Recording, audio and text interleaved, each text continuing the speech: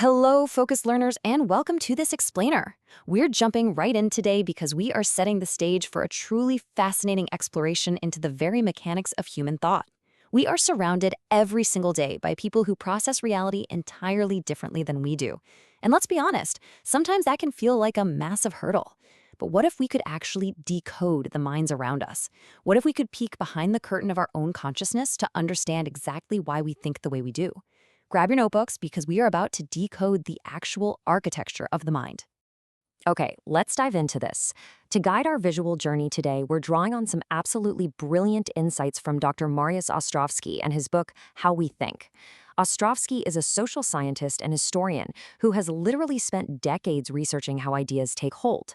He's taken centuries of complex psychology, philosophy, and sociology, and he's distilled the whole shebang into a super clear framework to help us understand the wonderfully diverse thinkers in our lives.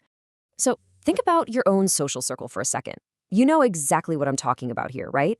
When you suggest a plan, why does one friend enthusiastically say yes to absolutely every single idea you throw out, while another immediately starts picking holes, looking for flaws, and pointing out exactly why it won't work?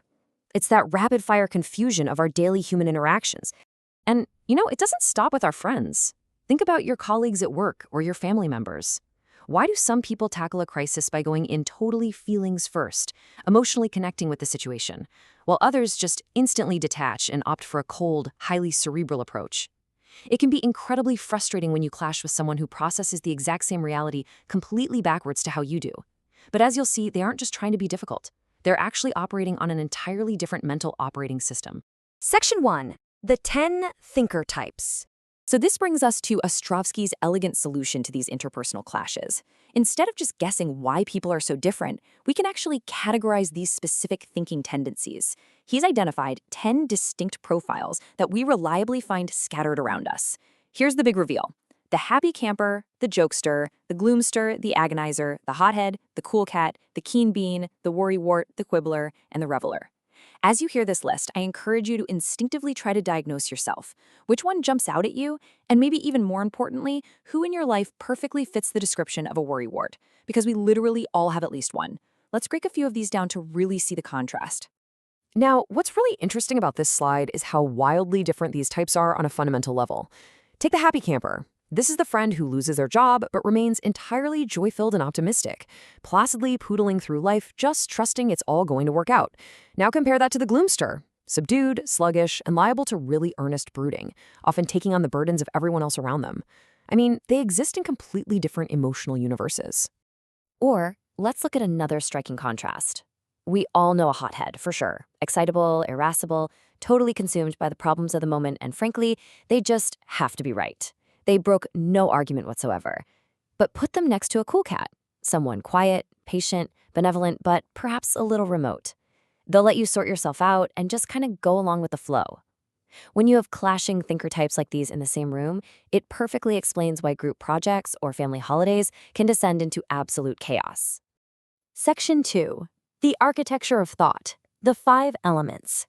Let's move to and see how this builds. We know what these types are, but how do we actually construct these vastly different mindsets? How does a cool cat become a cool cat and a quibbler a quibbler? Well, it turns out there's a literal architecture to human thought. Our thinking works as a series of foundational layers that build upon one another to create our finished thoughts. These 5 elements are our underlying personality, the emotions we feel, the information we gather, the predispositions we judge by, and finally, our reasoning. Let's see how these 5 actually combine. The bottom 2 layers, our personality and our emotions, combine to create what Ostrowski calls our mental outlook. Think of this as your broad brush, starting position reaction. It is your absolute first line of contact with the world, and it deeply colors everything else that happens in your mind. Next, moving up the architecture, we have our mental picture. This is formed when the information we gather marries together with our internal predispositions. Guided by our emotional mental outlook, this mental picture becomes our inherently subjective interpretation of our surroundings. And then, once we have that highly personalized picture locked in, we finally apply our top layer, reasoning, to actually formulate our arguments and conclusions.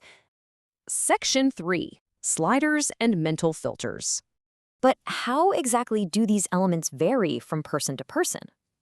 I want you to visualize your mind as an adjustable mixing board in a recording studio, or maybe a highly detailed settings menu on your phone, where every single slider changes how you process the world. Ostrowski uses a brilliant metaphor here. The mind acts exactly like a photo filter. Whenever we apply a filter to a photo on Instagram or our phone, we're tweaking brightness, contrast, definition, and saturation, right? Any filter lets the image shine through, but the specific settings will crisp up some edges while dulling others, or highlight certain details while fading others into gray. Our unconscious choices are the sliders that filter our reality. Let's look at a few of these mental sliders in action. First, on the personality spectrum, are you open or closed to new experiences? Be honest with yourself here. When you see a completely new book on a shelf, do you instinctively grab it just to see what it is? Or are you closed to the experience, waiting patiently until someone you deeply trust actually recommends it to you? Where your slider sits literally changes your reality.